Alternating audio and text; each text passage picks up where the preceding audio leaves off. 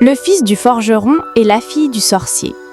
Il était une fois, il y a très longtemps, dans un village tranquille, vivait un forgeron nommé Abdullah avec son fils unique, Youssouf.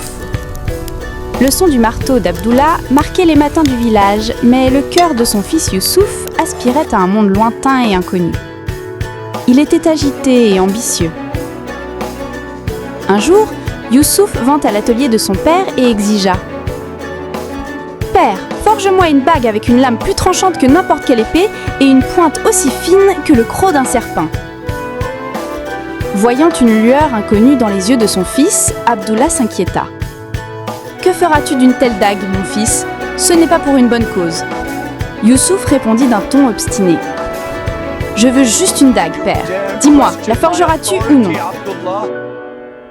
Bien que le cœur d'Abdullah fût rempli de crainte face à l'obsession de son fils, il céda à son insistance. Il fit fondre le fer et forgea une dague impeccable. Au moment où la dague fut dans sa main, un géant endormi d'arrogance s'éveilla en Youssouf. Il pressa la lame contre la gorge de son père et dit d'une voix froide « Va maintenant à la cour royale et demande la main de la princesse Fatima, la princesse du sultan, en mon nom. Si tu refuses, cette dague séparera ta tête de ton corps. » Le corps d'Abdullah se figea comme de la glace en voyant cette version monstrueuse de son fils. Il comprit que la dague qu'il avait forgée n'avait pas seulement aiguisé le fer, mais aussi l'orgueil et la cupidité de son fils. Il était pris au piège. Aller voir le sultan signifiait une mort certaine, et ne pas y aller signifiait une fin violente aux mains de son propre fils. Finalement, il pensa qu'il valait mieux mourir avec honneur des mains du sultan que d'être tué honteusement par son fils. Au moins, l'histoire se souviendrait qu'un forgeron avait osé demander la main de la fille du sultan pour son fils. Le lendemain, les jambes tremblantes, Abdullah se présenta à la cour du sultan. En entendant sa requête, les yeux du sultan brûlèrent comme des charbons ardents. Il était sur le point d'appeler le bourreau lorsque son sage vizir, Hassan, lui murmura à l'oreille. « Votre Majesté, le tuer ne fera que faire rire le royaume. Imposez-lui plutôt une condition impossible à remplir pour tout homme. Ainsi, le serpent sera tué sans que le bâton ne se brise. » Le roi accepta, et le vizir Hassan regarda Abdullah et dit « Nous sommes prêts à donner la main de la princesse Fatima à ton fils. Cependant, la condition est que ton fils doive accomplir quelque chose que nul œil n'ait jamais vu, nulle oreille n'ait jamais entendu et nul esprit humain n'ait jamais imaginé. » En entendant la condition, Abdullah sentit comme si on lui donnait une nouvelle chance de vivre. Il rentra chez lui et raconta tout à Youssouf. Pour accomplir cette tâche impossible, le père et le fils quittèrent leur village et se lancèrent dans un voyage vers l'inconnu. Après de nombreux jours de voyage, ils atteignirent une forêt profonde et obscure. Dans ces profondeurs, ils virent une scène étrange. Un homme nommé Idriss était assis sous un arbre, les pieds placés dans un fourneau en flammes. Des flammes jaillissaient de ses pieds et il utilisait la chaleur pour frire des beignets chauds dans une poêle qu'il mangeait tranquillement. Les yeux de Youssouf brillèrent de grougmis à cette vue. Il pensa « Non seulement le roi, mais personne n'a jamais vu une telle chose !» Il supplia Idriss de le prendre comme disciple. Idriss répondit avec indifférence « Continue ton chemin. Mon maître, Omar, est là-bas. Va le voir. » Ils s'enfoncèrent plus profondément et virent Omar assis sous le banyan, faisant frire des pâtisseries sucrées djalebi exactement de la même manière, les pieds dans un fourneau. Quand Youssouf le supplia de devenir son disciple, il le rejeta également, en disant « Va encore plus loin, mon gourou Zafar est là-bas, il pourra exaucer ton souhait. » Finalement, sous un jujubier, ils trouvèrent un homme nommé Zafar. Son visage était froid, et ses yeux profonds comme un puits. Lui aussi générait du feu avec ses pieds pour faire de la mélasse. En entendant l'histoire de Youssouf, Zafar esquissa un sourire mystérieux.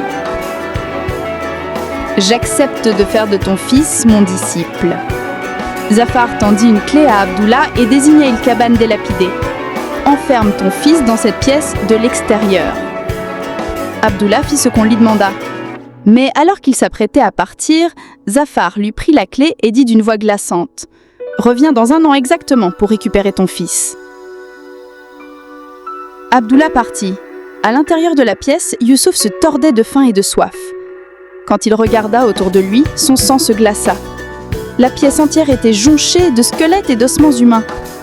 Il réalisa que Zafar était en réalité un sorcier cannibale qui attirait les gens sous prétexte de prendre des disciples seulement pour les tuer. Sachant la mort certaine, son arrogance vola en éclats. Il s'effondra en larmes, pensant à son père et regrettant ses erreurs. Soudain, il commença à frapper le mur avec un grand os. Dur et nuit, il creusa le mur. Quand il parvint enfin à percer et à entrer dans la pièce d'à côté, il vit une scène incroyable.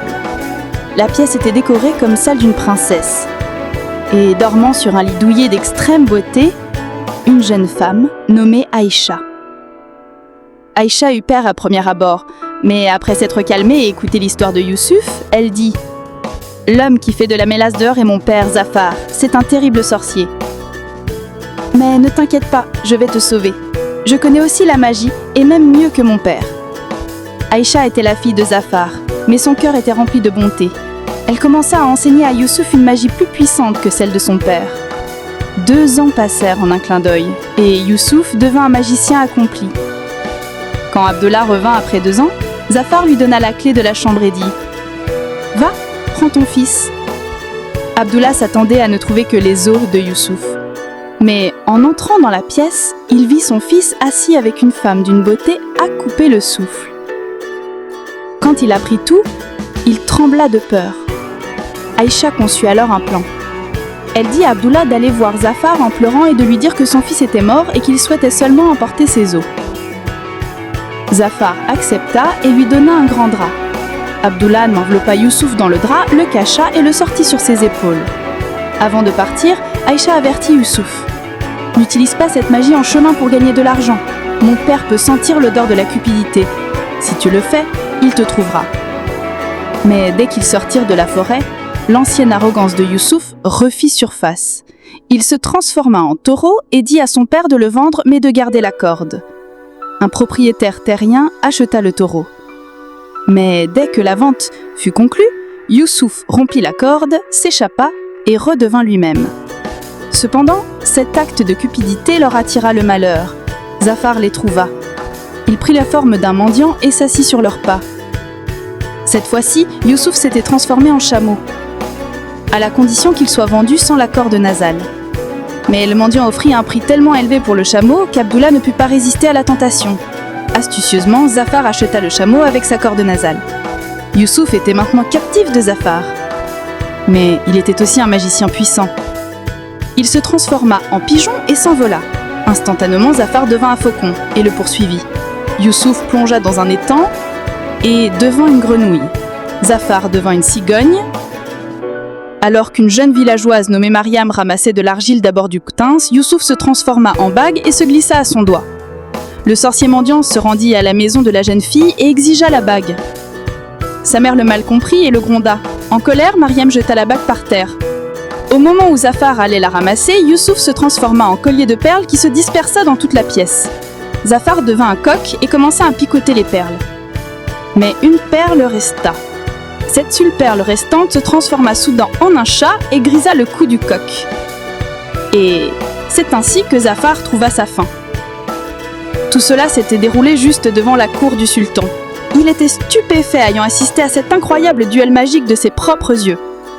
Le chat se transforma alors en sa véritable forme, Youssouf, et se tint devant le roi. Youssouf dit au roi : « Votre Majesté, avez-vous jamais vu ou entendu une telle chose ?» Le roi secoua la tête, émerveillé. Youssouf déclara alors : « Je suis Youssouf, le fils du forgeron. J'ai rempli votre condition. » Le sultan n'eut plus d'autre choix que de tenir sa parole. Au cours d'une grande cérémonie, la princesse Fatima fut mariée à Youssouf. Comme le roi n'avait pas de fils, Youssouf devint le futur sultan du royaume. En devenant souverain, Youssouf fut un roi juste et droit. Cependant, il n'oublia jamais ces 2 années qui lui avaient appris une leçon précieuse, que la plus grande magie n'est pas le pouvoir ou l'arrogance, mais l'amitié que l'on trouve dans les moments de péril et le courage d'apprendre de ses propres erreurs.